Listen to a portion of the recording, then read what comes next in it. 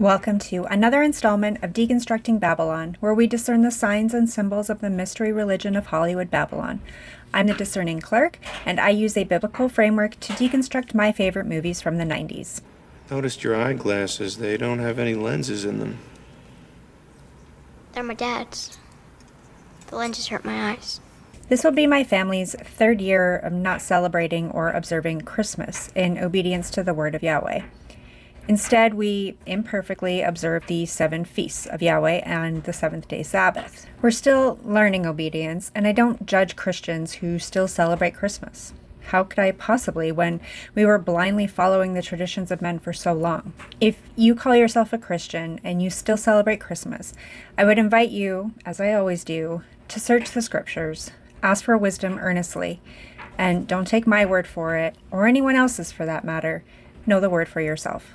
Because Christmas, a Roman Catholic tradition, isn't just accepted by Christians, but is clearly widely accepted by the world and pushed by Hollywood, as evidenced by the innumerable Christmas movies. So this month, we're going to look at a few Christmas movies, starting with a classic remake, The Muppet Christmas Carol, based on Charles Dickens' original novel about Ebenezer Scrooge. Jim Henson's The Muppets tell the story with an original musical soundtrack. The Muppet Christmas Carol was released in 1992 and receives 3.5 stars from the Video Movie Guide, which says, Kermit the Frog as Bob Cratchit, director Brian Henson somehow makes it work in this family-oriented telling of the classic Charles Dickens tale.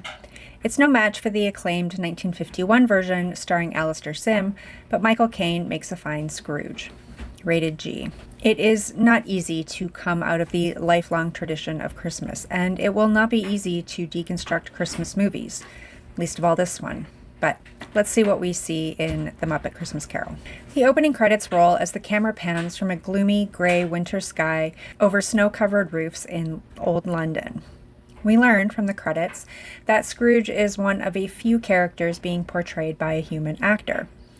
Literally everyone else, the majority of the cast, including the narrator and author Charles Dickens, are played by Muppets. Charles Dickens was a 19th century novelist, a genius. The author and the rat introduce the main character, Ebenezer Scrooge, who strikes fear into the hearts of the city folk and Muppet folk. Even the vegetables don't like him.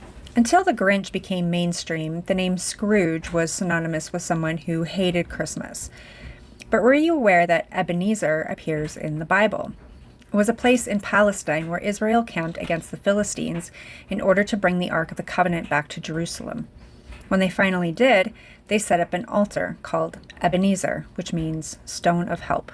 Mr. Scrooge works as a moneylender, and poor Bob Cratchit works as a clerk for him. The story goes that Ebenezer is greedy and grouchy, and Bob is caring and generous. One might say that December is the foreclosure season. Harvest time for the moneylenders. We meet another human character, Ebenezer's nephew, Fred, who warmly greets his grumpy uncle. Ebenezer's response to the merriment of the season is humbug, which is an Old English word that means hoax, trick, or deception. Christmas a humbug, Uncle? Oh, you don't mean that, surely. Is Christmas a hoax, a trick, a deception? Frankly, I'm inclined to agree with Ebenezer on this one. I guess that makes me a Scrooge. When two well-meaning gentlemen come to the moneylender looking for charitable donations, Ebenezer's response reminds me of something Matt Walsh might say. My taxes go to pay for the prisons and the poorhouses. The homeless must go there. But some would rather die. If they'd rather die, then they'd better do it and decrease the surplus population. Anyway, Bob Cratchit bravely asks his boss for the staff to have Christmas Day off work, which Ebenezer reluctantly agrees to. Bob then sings a song about the anticipation of Christmas, saying nothing of Christ, the Nativity, or the Incarnation, which is what many claim the season is really about. And Bob sings the final line to the full moon on Christmas Eve, which is actually incredibly rare. The full moon is instead a symbol, often used by Hollywood Babylon. Ebenezer goes home to a house that formerly belonged to his business partners, Jacob and Robert Marley. The author reminds us the brothers Marley are dead, which is important to know given what's coming. As Ebenezer settles in for the night, he's spooked by a bell that rings incessantly, and the spirits of his dead partners appear to him. The Marleys are joyful and boisterous despite their chains. It's good to be doing anything again. The Marleys sing their own song about the mistakes they made in life and the consequences they face in death. The chains they bear are reminders of their evil deeds. They warn Ebenezer he will be visited by 3 more spirits this night, who intend to change Ebenezer's heart toward Christmas and ultimately his fellow man. Humbug. Despite his close encounter, Ebenezer believes the supernatural experience he's just had is a hoax, a trick, a deception. Yet, as promised, at 1 a.m., the ethereal spirit of Christmas past appears as a red-haired, childlike entity. I can remember nearly 1900 years. Which would take us back to the birth of Christ, the time many called the first Christmas, even though we know Messiah was not born in winter. She tells Ebenezer she is there for his salvation, and the two fly out the window into a portal that brings them into the past. These are but shadows of your past, Ebenezer. They can neither see nor hear you. Ebenezer sees himself as a boy who chooses to stay at boarding school rather than go home for Christmas. Year after year, the boy prefers solitude over gathering. Yet this is not explained more than his personal preference. Perhaps the original novel goes into more detail. Besides the busts of authors on a shelf, images of Aristotle, Dante, Molière, and Shakespeare, I couldn't help but notice the globe Earth in the background. This all feels like propaganda. I've heard it said that every Hollywood production contains a globe Earth, which feels like a humbug. Ebenezer and the spirit travel to another point in his past. My first job was here. This is Fuzzy-Wig's old rubber chicken factory. Ebenezer's first job is at a rubber chicken factory, and where he meets love interest Belle. You remember this meeting?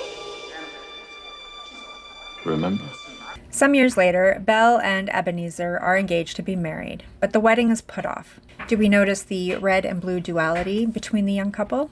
Belle then sings a breakup song that would put Taylor Swift's songwriting to shame. I wish you well, but I must leave you now alone. This relationship ending might explain Ebenezer's disdain for Christmas, but we know that he's despised the season since childhood. So, as lovely and poignant as this scene is, it really gives us no insight into Ebenezer.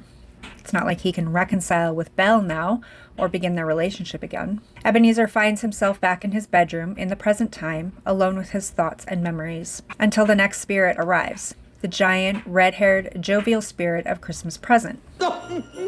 You're a little absent-minded spirit. No, I'm a large absent-minded. He says he's the ghost of Christmas present, and his mind remains in the here and now. Yet everyone ought to be sleeping when he appears, so they do go into the future in order to see Christmas Day for the people in Ebenezer's life. First, his nephew Fred, playing a game with friends. An unwanted creature, but not a rattle-leech or a cockroach. Then what? Then what? What? It's Ebenezer Scrooge. Rude. Fred seemed to give his uncle a different message, that he was welcome and wanted at their Christmas gathering. Next, they visit Bob Cratchit with his family, who are quite poor but very content. And their sickly child, Tiny Tim, is joyful despite his infirmity. The founder of the feast, Mr. Scrooge.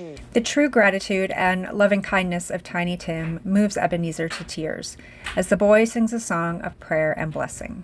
We reach for you, and we stand tall, and in our prayers and dreams we ask you, bless us all. As the spirit of Christmas present moves on, he makes way for the next spirit, the dark and dreaded ghost of Christmas yet to come. Ebenezer finds himself in a cemetery where he meets the final spirit. They go through yet another portal into a yet unknown future. The city is dark and rainy, and we hear a group of pigs speak of the death of a wealthy man. They care nothing for the man, but only his money. Meanwhile, another group of scoundrels are trying to sell the valuables of a dead man, items taken straight from his bedroom. The case of this unhappy man might be my own. The spirit takes Ebenezer to the home of Bob Cratchit, but it is no longer a warm, happy home, and it isn't Christmas. The family is grieving the loss of their son and brother. I am sure we shall never forget Tiny Tim, or this first parting that there was among us. Ebenezer is beginning to soften, not to Christmas necessarily, but his empathy to his fellow man is growing. He is afraid to face his own mortality, especially knowing how happy his death has made others. A life can be made right. Suddenly, Ebenezer is back in his bed, and it's Christmas morning. His encounters have definitely changed the cold, hard man. He praises the spirits of Jacob and Robert Marley, as if they orchestrated all of this for Ebenezer. He goes out into the city with an uncharacteristic generosity, spreading money all over the place, buying gifts and food, all the while singing about the ways he's changed. He briefly stops in to visit Fred, who seems stunned by his uncle's behavior. Finally, he arrives at Bob Cratchit's house to gift the family a large turkey. He promises Bob a raise at work and to pay off their mortgage. Tiny Tim hasn't died yet, and all is well.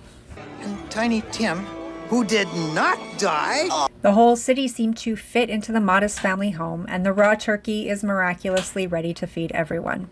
The movie ends as it began, a sweeping shot of snow-covered roofs and a gray winter sky. When a centuries-old author or story endures for this long and has many iterations within Hollywood, I must pause and consider why. I think about the busts of the authors in the schoolhouse portrayed here.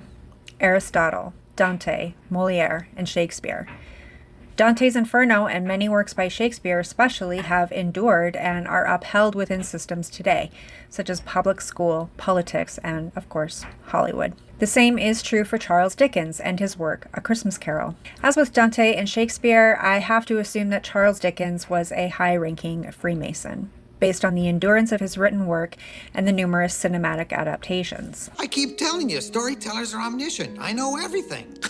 Hoity-toity, Mr. Godlike Smarty Pants. As I mentioned in the opening, Scrooge was synonymous with someone who hated Christmas, and his cry of humbug was meant to communicate his anti-Christmas sentiment. I only learned in my research of this film what humbug actually means, what the author meant when he wrote it. I also learned that Dickens was famously a satirist, and while he wrote about afflictions of the poor in London, he himself was not poor. He worked as a lawyer before he exploded in popularity with his writing. His life almost sounds like satire.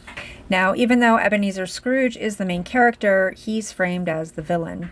Well, the villain with an arc. We never learn why Ebenezer is so anti-Christmas. Perhaps it's the way he was raised. Perhaps a traumatic event happened on December 25th. Or maybe, almost 200 years ago, this fictional character painted as the villain knew the truth about Christmas and was actually set apart from the world, which makes him an enemy of the world. On the other hand, we have Bob Cratchit, the kind, generous clerk with a sickly child who doesn't let his circumstances get him down. The one who perhaps lives Christmas all year. He is generous despite his poverty. He is kind to the boss who mistreats him. He is an example to his family and co-workers what it means to love others, especially when they are hard to love. And yet, he seems to have zero impact on Mr. Scrooge. It is not his unwavering kindness that moves Ebenezer to warmth, but it is his child's. The story is not about Bob Cratchit, not even remotely. If anything, it's more about Tiny Tim and the impact his short life has on his family and Ebenezer. Tiny Tim has also become a kind of symbol in the hearts and minds of those who have heard or read A Christmas Carol. A true symbol of gratitude, childlike innocence, and faith. His name is Tim Cratchit, but we only know him as Tiny Tim. I'm going out on a limb with the symbolism here, but T is the 20th letter of the English alphabet, so TT is 2020. And what happened in 2020? We all know what happened in 2020.